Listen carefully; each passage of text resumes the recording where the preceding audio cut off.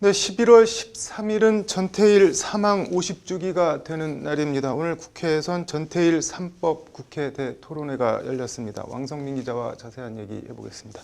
왕 기자, 전태일 3법 구체적 내용은 좀 더 뒤에 살펴보고 토론회 개최 취지부터 좀 볼까요? 예, 먼저 몇 가지 숫자를 먼저 말씀드리겠습니다. 네. 민주노총 법률원장인 신인수 변호사의 전태일 3법 의미와 과제 발제문에 나오는 통계인데요. 358만 7천 명, 근로기준법을 적용을 받지 못하고 있는 5인 미만 사업자 노동자 수입니다. 346만 5,239명, 교섭권 행사를 제약받고 있는 간접 고용 노동자 수입니다. 220만 9,343명, 노동기본권을 보장받지 못하고 있는 특수고용 노동자의 숫자입니다. 더하면 920만 명을 훌쩍 넘는데요. 2020년 9월 기준 사업체 종사자 수는 총 1,857만 6천 명입니다. 노동자 둘 중 한 명은 노동법 적용과 보호를 받지 못하는 노동법 사각지대에 놓여 있다는 것이 신인수 변호사의 지적입니다. 이건 뭐 숫자로 보니까 더 충격적이고 어떻게 보면 좀 갑갑하기까지 하네요. 네, 더 갑갑하고 절망스러운 건 2001년부터 2019년까지 60, 70년대도 아니고 21세기 대한민국에서 19년간 산재 사망 노동자 수가 연평균 2,323명에 달한다는 점입니다.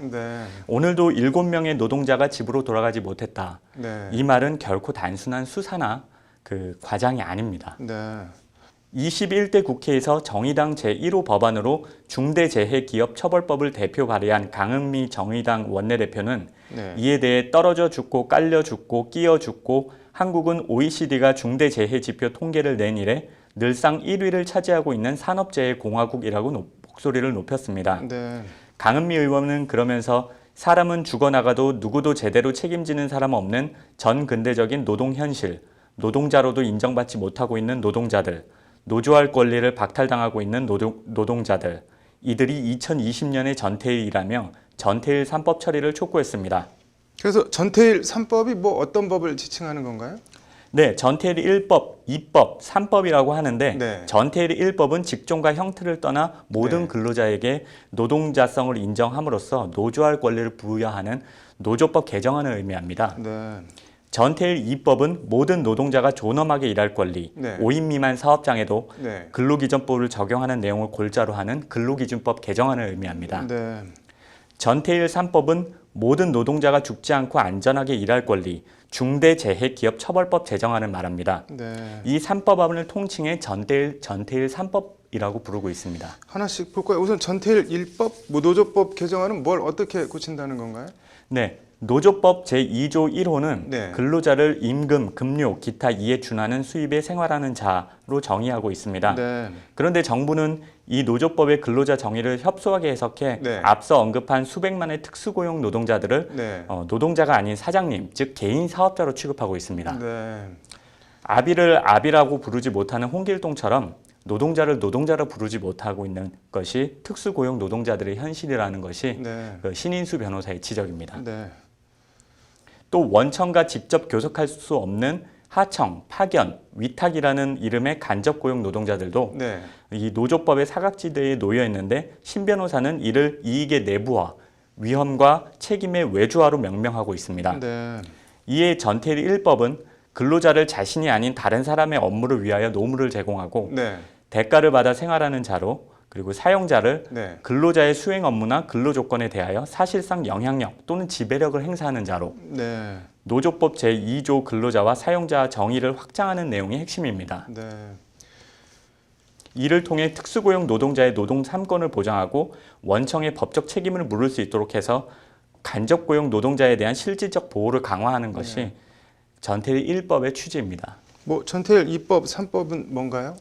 예, 현재 근로기준법은 5인 미만 사업장에는 적용되지 않기 때문에 부당해고라는 개념이 없습니다. 따라서 주 52시간도 적용이 안 되고 연장 근로시간이나 휴일수당, 생리휴가 같은 아주 기본적인 보호도 받지 못하고 있습니다. 이에 근로자를 사용하는 모든 사업장에 근로기준법을 적용하도록 하는 것이 근로기준법 개정안인 전태일 2법입니다. 전태일 3법은 중대재해에 대해 기업 법인은 물론 명목상 대표가 아닌 실질적 대표, 네. 더 나아가서 원청 기업의 책임자까지 강력하게 책임을 물을 수 있도록 하는 한편 징벌적 손해배상 등을 규정한 중대재해기업처벌법 제정안을 의미합니다. 네. 다른 거는 뭐 그렇다고 해도 5인 미만 영세 사업장에까지 근로기준법을 적용하면 부담이 좀 너무 커지지 않을까요? 네, 그런 지적도 있습니다. 네. 그런데 코로나19 직격탄을 맞은 계층을 보면 네. 대기업, 정규직이 아닌 영세 사업장, 네. 비정규직 노동자들이 직격탄을 맞았다는 것들이 네. 직격탄을 맞았다는 것이 토론회 참가자들의 지적입니다. 네.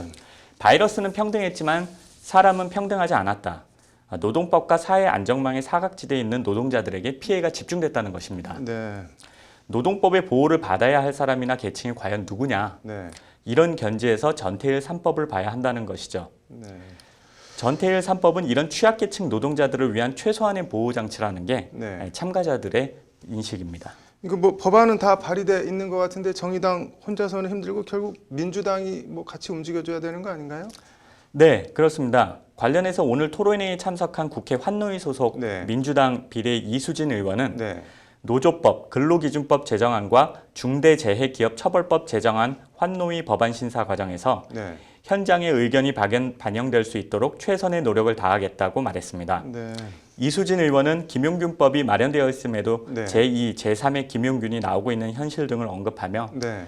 법안 통과에 최선을 다하겠다고 거듭 강조해서 말했습니다. 뭐 이수진 의원 양력을 보니까는 2016년부터 지난해까지 전태일 재단 운영위원을 지내기도 했는데 뭐 이 의원이 전태일 3법 통과 마중물이 될 수 있을지 지켜봐야겠네요. 오늘 잘 들었습니다.